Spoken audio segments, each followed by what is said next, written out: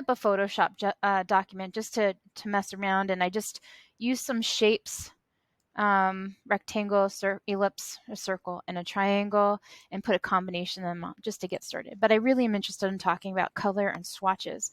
So there's two panels over here on my right that we want to look for, color and swatches. If for some reason you don't see them throughout this whole panel section, look for window and go to color and swatches.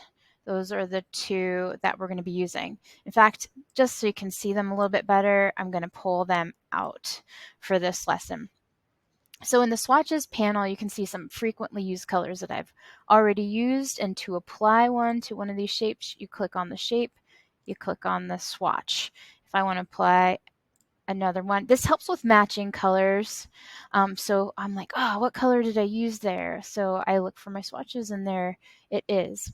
Now the color, as soon as I choose a color, so like if I go to greens and pick this color, you can see that it adds some swatches. I originally colored green, picked the greens, and I didn't want that, so I made it a darker green.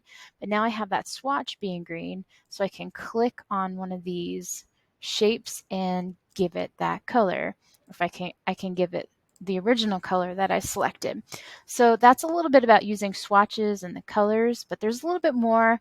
I'm going to make this lesson quick, so there's going to be others, but in swatches, you can look at some of these common pale colors, and they might have some colors that you're just interested in right off the bat. So you have some other swatches that are just predefined for you already.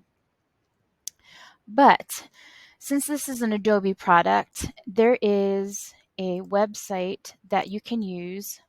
If you do Color Wheel or Adobe Color Picker, I do a Google search for Adobe Color Picker.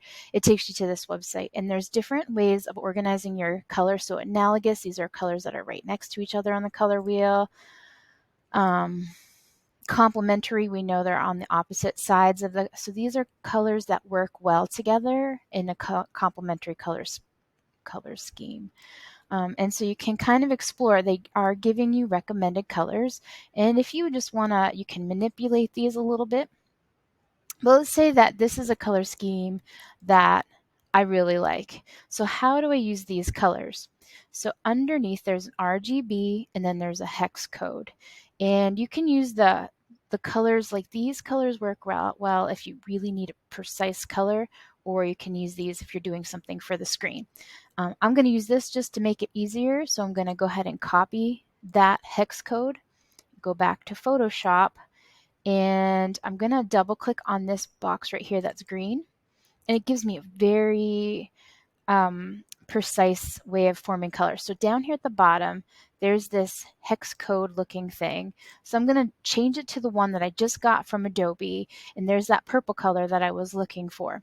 Or there's RGB properties here, which match the website's RGB properties as over here. So you can use these numbers as well, and you just put them in the boxes accordingly, or CMYK if you're going to be using CMYK. But if I go ahead, I added that color, there's now a swatch, and I can use that color. And then since I'm using matching colors, maybe I want this one too. So I'm going to go ahead and copy it, add it to my swatches.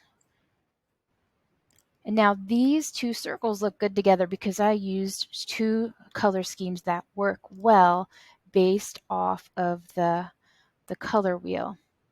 It's a little bit about using color in Photoshop.